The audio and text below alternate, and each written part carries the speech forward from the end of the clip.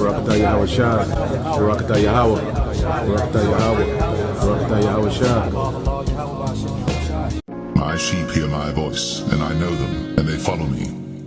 And I give unto them eternal life, that they shall never perish, neither shall any man pluck them out of my hand.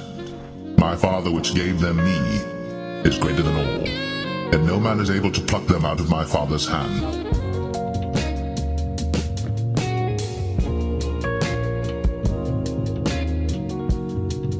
Shalom.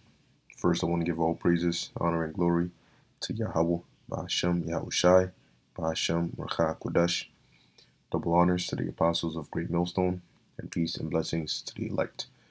I know, brothers have been doing videos on this. All right, I saw a couple of them. All right, I didn't see all of them, but basically, I didn't watch the Super Bowl, but I saw this from the video that the elder brother Manat Zakba had done.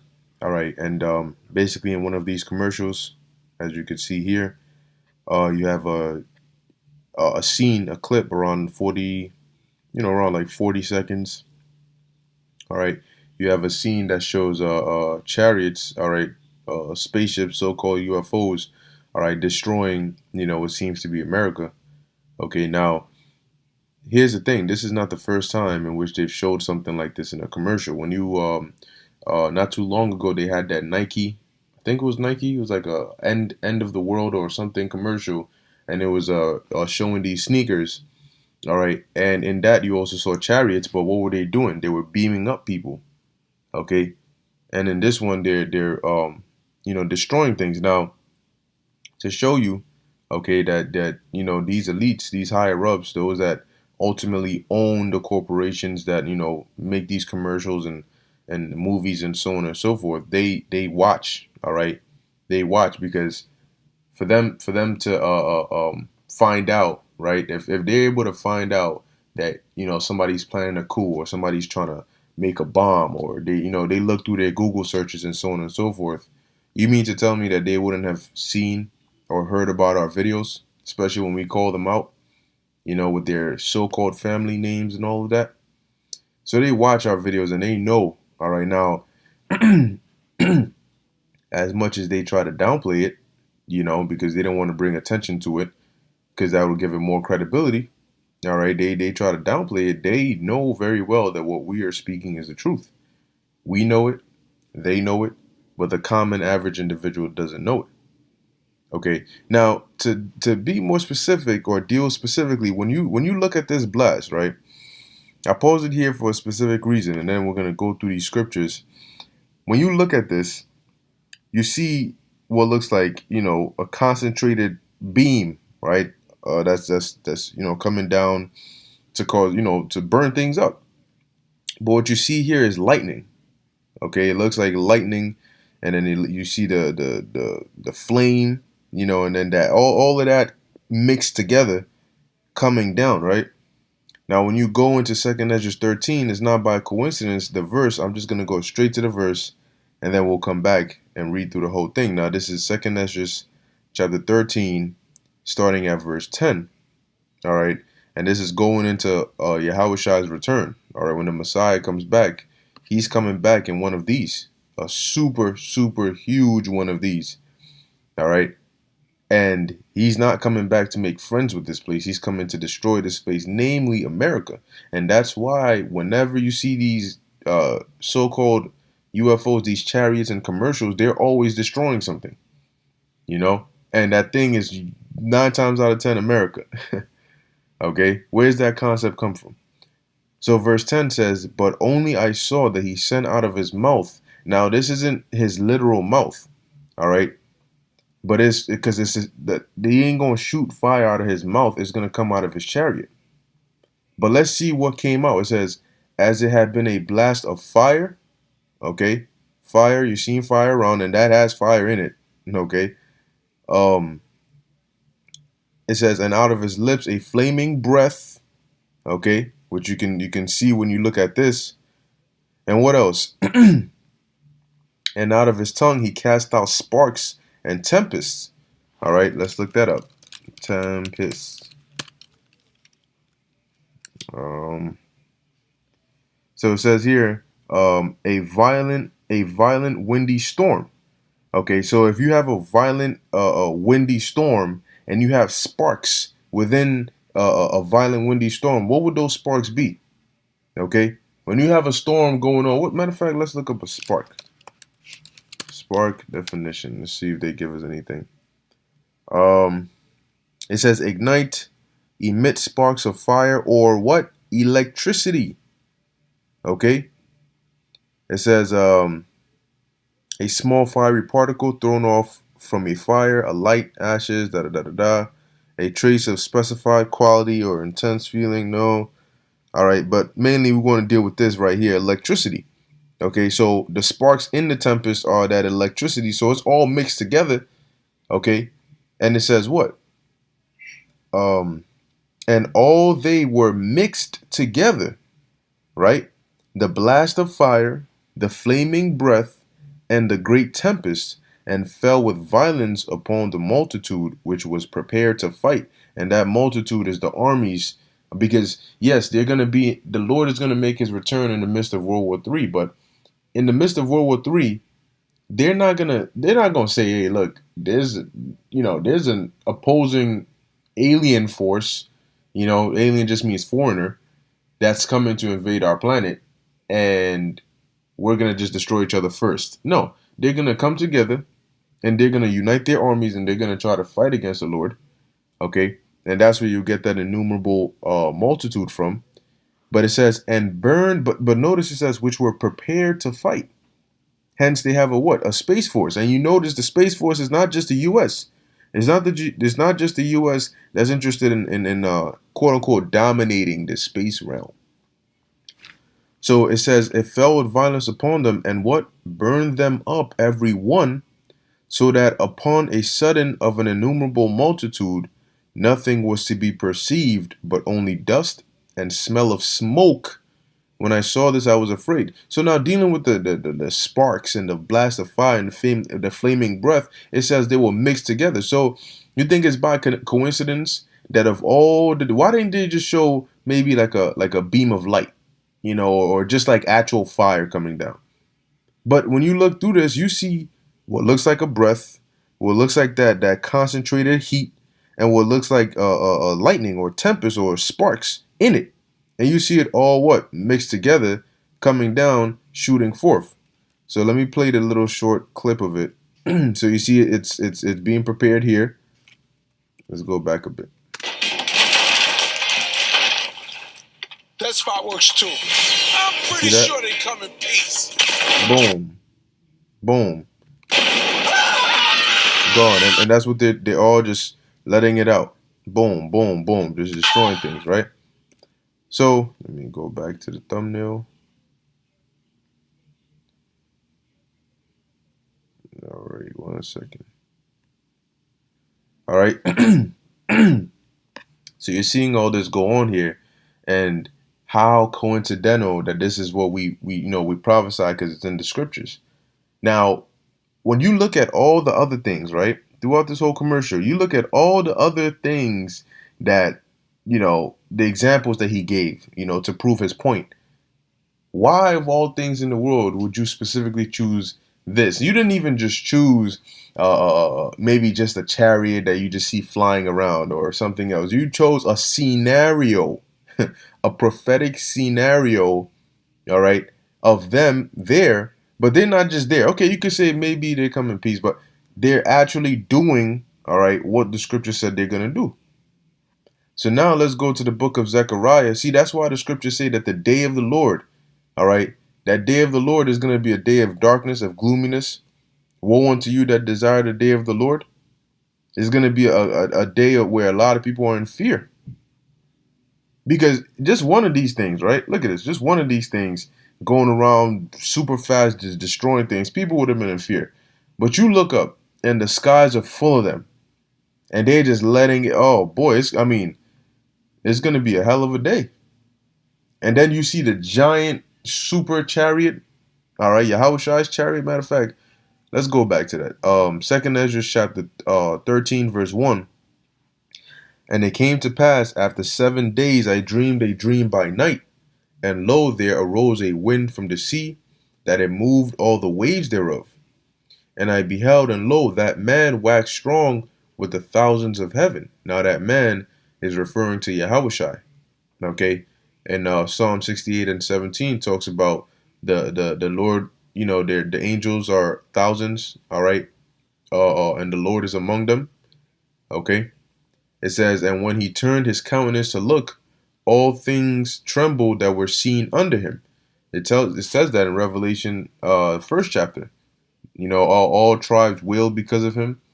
Because when they see, all right, when people see a giant spaceship pulls up, right, covers the whole time, everything goes dark, and you see that, you think people are they're gonna be running with joy to that? I mean, the elect are gonna, you know what I'm saying, even though the elect are gonna be, you know, seeking deliverance, it's still gonna be a hell of a day. A part of you is still gonna be, you know, trembling in the sense of, you know, the majesty and the glory, you know, and the great power that the Lord is gonna come in. It says, and whensoever the voice went out of his mouth, they all burned that heard his voice, like as the earth faileth when it feeleth the fire. Because the Lord is going to be, of course, he's going to be issuing commands, but the heat is going to come out of his chariot. Okay? It says, and after this, I beheld, and lo, there was gathered together a multitude of men, out of number, meaning innumerable, from the four winds of heaven, to subdue the man that came out of the sea. Now, Yahushua is not going to come out the Pacific or this, that, and the third. So the sea there is not talking about in the actual ocean. Okay. But notice that this isn't going to be just America, because it says the multitude came from the four winds of heaven. So from all these nations are going to come together, all right, to try and fight as one against the Lord. But that is going to be a total annihilation. You're not going to stand a chance. All right, but these elites know it. But they, in their mind, they think that they're going to upset prophecy. Everything is going to go according to prophecy, except when that part comes, when they defeat the Lord. You know, it says, and I beheld, and lo, he had graved himself a great mountain, and flew up upon it. Now, that great mountain is referring on to the Lord's chariot. Okay, it says, but I would have seen the great region or place whereout the hill was graven, and I could not, because that's how huge the Lord's chariot was, that Ezra couldn't see the ends of it. And after this I beheld, and lo, all they which were gathered together to subdue him were sore afraid, and yet durst fight. Now, why did they still fight? Because the Lord ultimately is going to put that spirit on them to still fight. You know, like Pharaoh. Okay, that the Lord might gain the glory. That's why he hardened Pharaoh's heart. And that's why he's going to put the spirit on them to still fight, even though they're going to be afraid. He's going to put that patriotic spirit into them, that, you know, that let's fight for the human race spirit into them, you know, which eventually is going to lead them to their downfall. But this is going to happen very, very soon. So, you know, that's why when you see the talks about, you know, this jab, and, you know, talks about the chip, and, you know, them about to implement it, this is coming right after that. So, you know, that's why we don't fret. We don't lose our minds based on the things that are taking place in this, you know, in this temporal state of condition, or this condition in which things are in. All right. These guys are talking about this pandemic is here to stay. Scientists now believe that the pandemic is here to stay. Well, we don't plan on living our future in a pandemic lying as devils ruling over us. That's not how we plan. All right. That's not living. Okay, that's you being subservient and being a slave to the devil. But we know that this is going to be the liberation, you know, the redemption. The Lord is going to come back in this glorious fashion, all right, to ultimately take down the system and set up righteousness. Okay, he's going to free us from this prison, from this captivity, because that's exactly what Esau is trying to set up. He's trying to set up a prison planet. All right, he's trying to set up a planet lockdown where everybody is under his thumb. He knows what everybody is doing. He knows where everybody is. All right, you have no room to escape, no room, nothing. Everything has to go through him. And he's the devil. All right. But the Lord, the Lord didn't. You're not gonna put the Lord's creation, all right, subject and under slavery under you. That's not how the Lord created it. The scriptures say the Lord created the earth to be a paradise. All right. But the reason that we're in this condition now is to learn a lesson. It doesn't mean the Lord favors you. It doesn't mean that you have power to basically take over everything. No, you've just been given a temporary position that we may learn our lesson. That's all. Don't let it go to your head. And ultimately, when this happens, and it shows you that they know. All right, it shows you the pride. And that's why it says in Obadiah that the pride of thine heart hath deceived thee, because you know that this is coming. I mean, they see certain footage of chariots that they don't release to the public.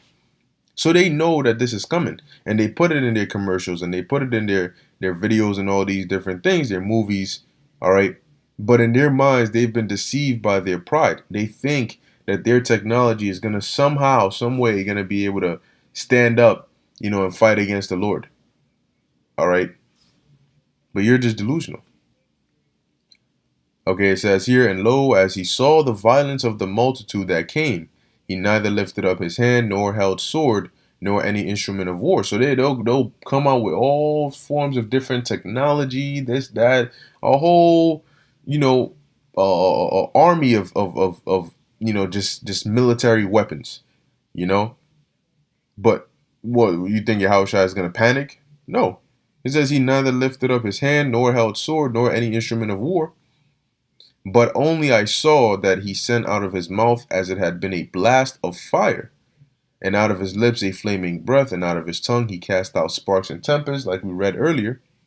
All right, and they were all mixed together. Okay, and then it says what? It fell upon the multitude, and afterwards, only dust and smell of smoke. When I saw this, I was afraid. I mean, who wouldn't be? So this is how the Lord is coming back. And now, see, when we prophesy and we tell you these things, we crazy, right? But where did they get the idea and the concept to put something like this out here? We're crazy when we say it to you, but when they put it out there, it goes, and that's the thing. They know that the average individual, it goes over their heads. It goes over their heads. Now it's getting to the point where people are seeing it. See, at first when we even mention it, we're crazy. But now people are seeing that they are real. But then when you tell them why they're here or what they're gonna do, then no, you guys are bugging. Now, pay attention to, I think there was a part in here which showed, let me see. No, let's get there we go. Now, if you notice, when you read in the book of Ezekiel, when he describes these chariots, what does he do? He says it was as a wheel in the midst of a wheel. Okay, so it's like two rings, a wheel in the midst of a wheel. That's how he described it. Okay, and then he says that it had eyes round about, but obviously it wasn't talking about literal eyes. Okay. But those were representing the windows, as you can see. I'm pretty sure they come in peace. When you look, it doesn't really. Okay, when you look at the side, okay, on the side of these chariots, there's different. There's been videos out there where you'll see the chariots, but you'll see the lights. You see the different lights, like almost like squares on the side. That light up around the chariot. Sometimes it'll be a different color. It'll be changing colors. Okay, so that's what Ezekiel was describing. So Ezekiel had seen these things, and Zechariah saw them. Many various other prophets, all right, also saw these chariots. All right, the apostles saw these chariots when the Yahushua was going up, in Acts the ninth first chapter. They also saw it when I believe when the Lord took Peter, all right, I think it was Peter and John and James or so, all right, up to the mount. Okay, and then Peter said, "Oh Lord," and when the Lord transfigured himself, all right.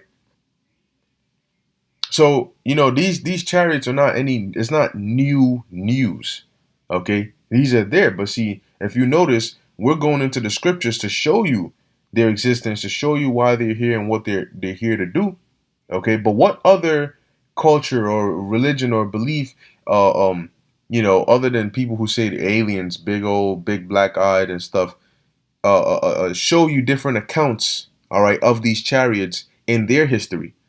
See, we can go back to the Book of Kings and show you when the Lord opened the eyes of Elisha's servant to see the chariots of fire and the horses and so on and so forth. We can go back to our deliverance from Egypt and make reference to the chariot that led us out of that land, that discomfited the Egyptians when they were coming against us.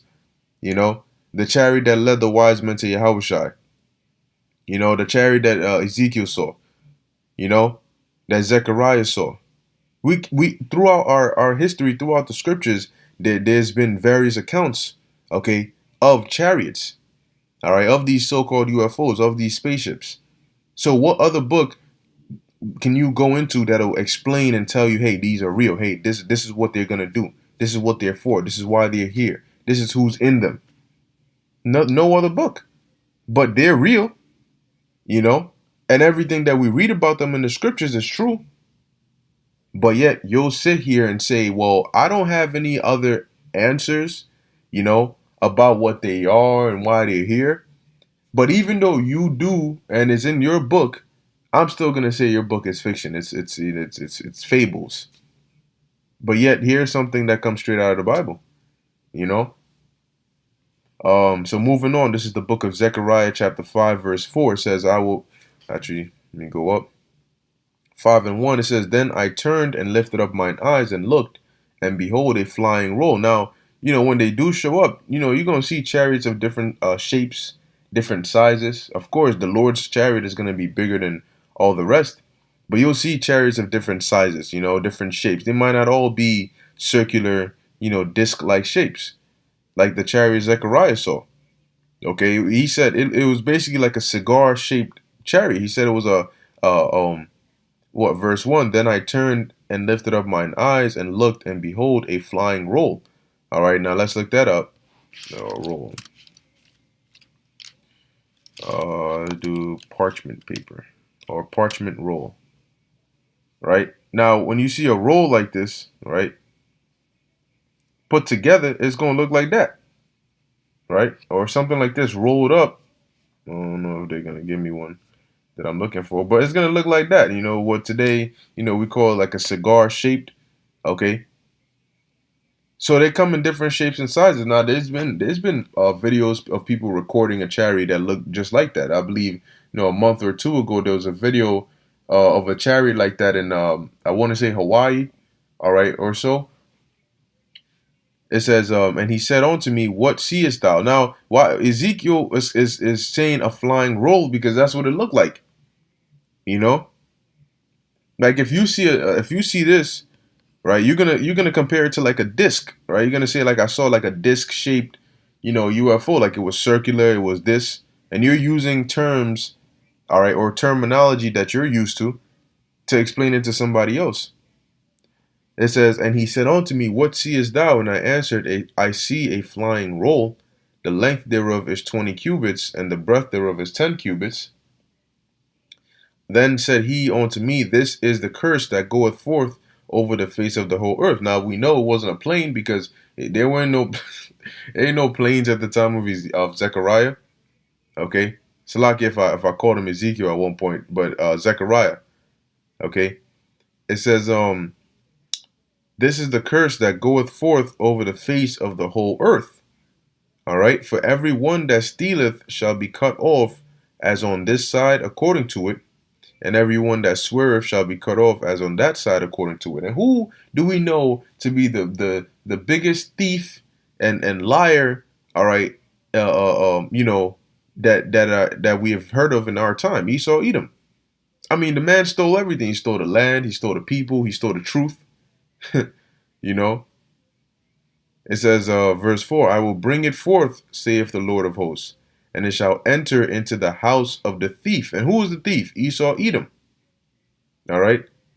Into the house of him that sweareth falsely by my name. And where is that house? That house is mainly America. Okay, and that's why whenever you see these videos, dun dun dun is always here, the place of judgment.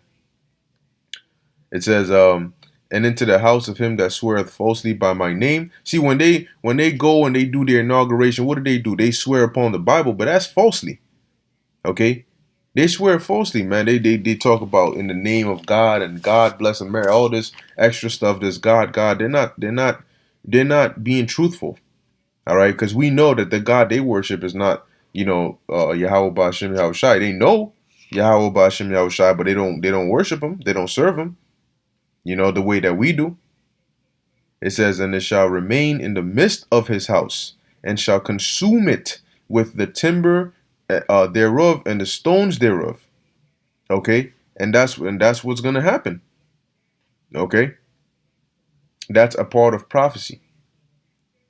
Now moving on, this is the book of Matthew 10:34. It says, think not that I am come to send peace on earth. I came not to send peace, but a sword. Okay. So the Lord said He's not coming. So when He said, "Well, I think they're coming in peace, or I think they're peaceful," okay, I'm pretty sure they come in peace. Guess what? Now you have your answer. All right, they're not coming in peace. The Lord is going to lead them. All right. Matter of fact, how could I miss that? Revelation 12:9. And I'll close it out with this. Revelation 12:9 is talking about what? That ultimately this war. See, now in the commercial they show the chariots destroying these things, but in real life it's going to be, you're going to have different fighter jets and planes trying to go up against them. It's going to be an actual war. Not for long, because the Lord said it's going to take only an hour for this place, this land, all right, that we on of North America to become a desert, to be destroyed. All right, so Revelation 12:9, and the great dragon was cast out, that old serpent. Oh, Salakia, hold on. I think it was 12:7. Salakia, 12:7. It says, and there was war in heaven. Okay, not heaven, not the spirit world heaven, but our heavens. All right, the Shemayim. It says, and there was war in heaven. Michael and his angels fought against the dragon, and the dragon fought and his angels. Now, Michael and his angels, all right, really is they're going to be led by Yahushai, okay, but how are they going to come? They're going to come in these, all right. Michael ain't going to be arm wrestling Satan in the midst of the air, okay. It says fought against the dragon, and the dragon really represents Esau, all right, as a whole, okay, and the dragon fought and his angels. There's going to be those that are joined onto them, because Revelation 13 said what? It wasn't just one. It says the innumerable multitude came from the four corners of the earth. Okay, so everybody's gonna come as a whole to try and fight against. They're gonna join themselves together, to try and fight against the Lord. But what's gonna happen? And prevailed not. Okay, and prevailed not. They're gonna lose. All right. Neither was their place found anymore in heaven. Okay, so they're gonna lose, and they're gonna be brought down straight from the top to the bottom. All right, and that's gonna be a beautiful day, because that's gonna be the day of our liberation and our salvation. Okay, so hey, of course they're gonna be mad. They're gonna come after us, because they don't want to see this. They don't want this to happen. But hey, it's prophecy, man. So of course they're gonna come after us. They're gonna say we're, treason and insurrection and all this extra stuff. But hey, whatever story the Lord has for you to go through, just pray that He gives you the spirit to go through it, into where it's pleasing unto Him. All right. But I'm pretty much gonna end it here. Okay, as we see more and more of these things come out, that's why you gotta watch everything with a spiritual eye. Okay, as we see more and more, we're gonna bring it out. But hey, that time of us, breaking down these things and picking these out and bringing it out and showing you and tying the scriptures to it is about to be up. Okay, so you get it while you can, and continue to build yourself up in the faith. All right, so with that, I hope you were edified. In closing, I want to give all praises, honor, and glory to Yahweh, Bahashem, Yahushai, Bahashem, Rachah Kodash. Until next time, Shalom.